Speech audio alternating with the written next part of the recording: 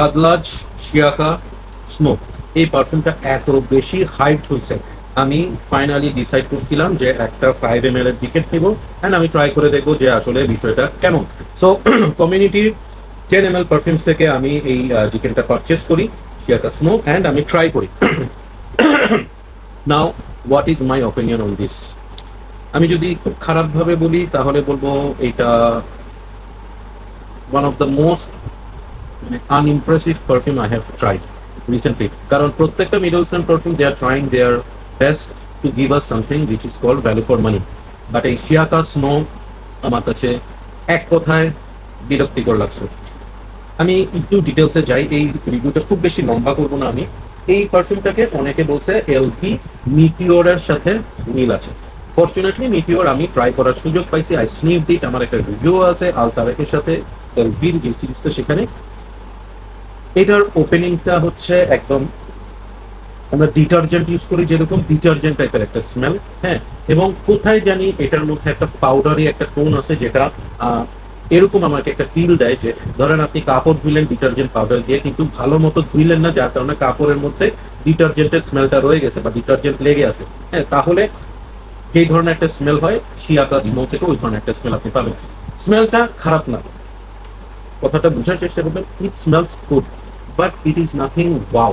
বা আপনাকে যদি কেউ রিসিভ করতে চায় যে এটা এলভি মিটুয়ারের সাথে মিল আছে, হ্যাঁ, একদমই না।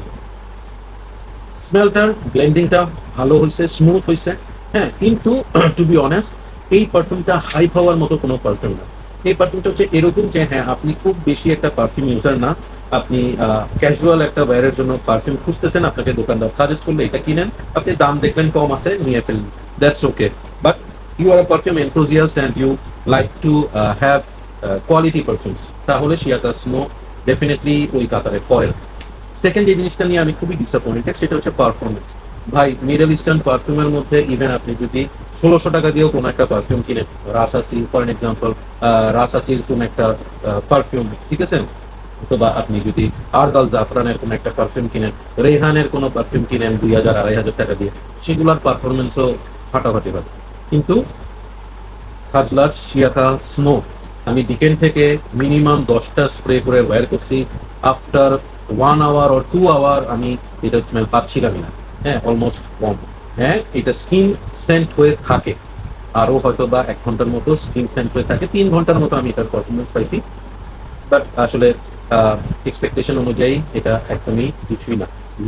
স্পেশালি খাদলাজের এই আপনার শিয়াকা যে সিরিজটা আছে সেটার মধ্যে আমি 2-1টা ট্রাই করছি, সেগুলোর পারফরমেন্সের সাথে যদি কম্পেয়ার করি স্নো ইজ অ্যাবসলিউটলি মানে not up to the mark.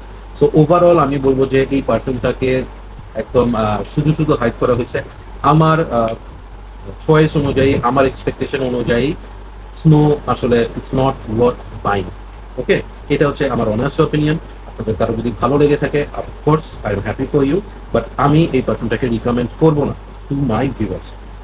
এই প্রাইসে you can have much better perfume than this one. Okay, so thank you so much. কারো যদি আমার অপিনিয়নের সাথে একমত হন কমেন্ট করে জানান, কেউ যদি দ্বিমত হন সেটাও কমেন্ট করে জানান। আরেকটা জিনিস একটু আমাকে জানাবেন, সেটা হচ্ছে আসলেই কি এটার পারফরমেন্স আমি যেরকম পাইছি সেরকম কিনা, নাকি আপনারা আরো বেটার পারফরমেন্স পাইছেন। So that's all for today, thank you so much, keep loving perfume, good, আল্লাহ হাফিজ।